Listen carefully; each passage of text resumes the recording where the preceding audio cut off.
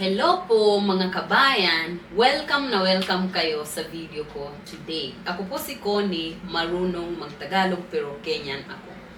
Ngayong araw may challenge ako dahil marunong ako magtagalog. Gusto kong i-try, gusto kong subukan kung kaya kong mag-intindihan mga Bisayang words. Dahilan number 2 ay dahil may kaibigan akong Bisaya. Bisaya siya. So, minsan, may mga Bisaya words na sinasabi niya. So, yeah. So, magta-try kung marunong ako, kung kaya kong mag-intindihan ng mga Bisaya words. Or, kasi, may mga Bisaya words din na parang pareho sa Tagalog. Pero, ibang meaning, ibig sabihin niya, di ko alam.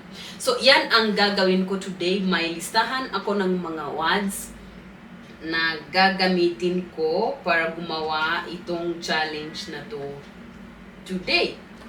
Maraming salamat na andito ka. If hindi ka pa nakasubscribe, pakiusap, subscribe kasi gagawa pa ako ng marami pang Tagalog videos para sa inyo. At if may suggestion ka na kung anong video kaya kong gawin, pwede kong gawin, gagawin ko dito. Kagaya na nakikita nyo, iba ang mic ko ngayong araw kasi may nangyari sa ibang mic ko. Yung mas maganda ng quality ng audio pero di bali, gagawin pa natin ng video. So ito, sasabihin ko ng words tapos huhulaan ko kung ano ang ibig sabihin ng word na yan. So, word number 1 ay balay. Balay ay parang bahay. I think bahay siya. Balay, balay, bahay. Balay ni mo, bahay mo. Anyway, di ko. Balay, sigurado ako, bahay. Balay ni mo, bahay mo. Sabihin nyo sa akin sa baba. Tapos may kaon. Kaon ay parang kain. Verb ba yan o noun? Kaon, kain. Kain. Sabihin natin verb. Kaon. Nagkaon, jud. Nagkaon ni mo, jud. Nagkaon ka ni mo, jud. Nagkain ka na ba? Di ko alam. Kaon, nagkaon. Kasi yung Bisaya at yung Tagalog parang may similar conjugation. Di ko alam yung nag pero parang meron siya. Kasi noon yung may isang noon yung bata, yung anak ng kaibigan ko, tinuruan ako ng konting Bisaya.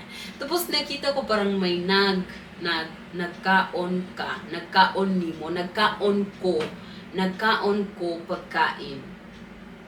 Yan. Tapos may palit. Palit, may nakita ko tong somewhere. Palit ay parang bili, bumili, bili, ganyan. Kasi palit sa Tagalog, pumalit, exchange, di ba? Pero sa Bisaya ay buy, bumili, bili. Nagpalit ako pagkain. Nagpalit akong pagkain. Nagpalit akong pagkain. Tama ba yan? Bumili ako ng pagkain. Bumili aking pagkain. Tama ba yan? Okay. Next ay lakaw. Lakaw. Lakaw. Ano ba yan? Hindi ko alam. Lakaw. Lakaw ay parang ginaw. Ganaw, lakaw, galaw, parang parehas siya, galaw, lakaw nimo. Di ko alam, ano bang ibig sabihin yan? Sabihin niyo po sa akin. Dako, andito, dako, andito ba yan? Dako. Tapos may gamay. Gamay ay konti. Alam ko. Gamay ra. Gamay pud. Gamay jud. Gamay konti. Gamay ra. Gamay. Konti lang. Gamay ra. Tapos karon. Karon. Parang andito. Karon, parang andito. Karon nimo, andito. Ang guess ko, andito. Oh, hindi ngayon. Ngayon ba? Ngayon o andito? Karon. Let's go with andito. Andito. Ugma. Ugma ay parang maayong ugma, maayong gabi maayong ugma, parang umaga. Maayong ugma. Umaga ba or bukas? Umaga tayo. Umaga. Ugma. Umaga. Maayong ugma. Ay, di ko alam. Ang yung alam ko ay gugma. Gugma kasi narinig ko yung kantang ni Maymay. Ano ba yan? Mahirap ginigugma. Like darating charara mahigugma, may gugma. Yeah, so gugma alam ko pag-ibig. So ugma, sabihin natin umaga. Bitaw. Bitaw. Bitaw sa Tagalog ay bitaw, to let go. Pero ano ba sa Bisaya? Hindi ko alam. Bitaw. Or, pwede pa yan maging siya nga pala? By the way, kasi may isang araw parang narinig ko yan eh. Minsan nakikinig ako sa mga Bisaya. So, parang may narinig ako, someone said something, tapos sabi niya, bitaw, parang siya nga pala, di ko alam, pero yan ang hulaan ko, siya nga pala. Tapos ngano ay 5 question words, siguro, bakit, ngano ka, bakit, nganong ka, ngano ay bakit, unsa ay ano, unsa nimo ngalan? Anong pangalan mo? Unsa ano? Ambot. Ambot nimo. Ambot ay ano ba yan? Parang hindi ko naintindihan. Like ambot, di ko alam.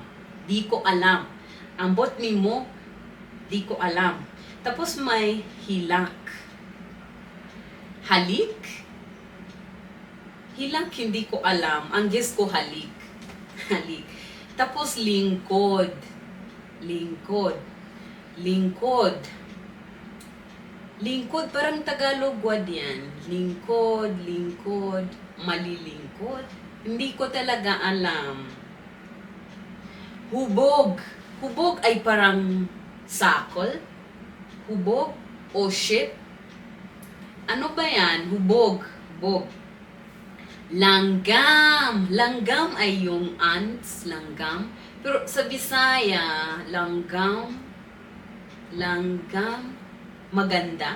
Hindi, maganda ay ano ba yung maganda? Nakalimutan ko na. Langgam, hindi ko alam. Tapos may bati. Bati. Bati, bati, sa Tagalog ay bati, like to make up. Pero ano pa sa Bisaya? Ay, same meaning. Bati, bati. Lahi.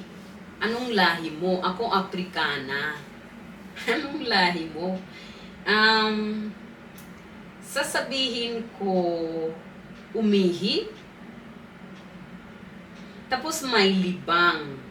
Libang para enjoy, ganyan. So, ano ba yun sa Bisaya? Sabihin nyo sa akin, ano po ang score nyo? ano po ang score ko dito sa mga words na to? Hindi ko alam, pero I think may konting alam ko, katulad ng balay. Hindi yan mahirap balay, yung mga question words, ganyan. So, ano ang score ko? Sabihin nyo po sa akin ng mga simple words sa Bisaya para pag-aralan ko mga yon bago magsimula na akong mag-aral ng Bisaya. Pero hindi ko alam kung kailan ako mag-aaral ng Bisaya.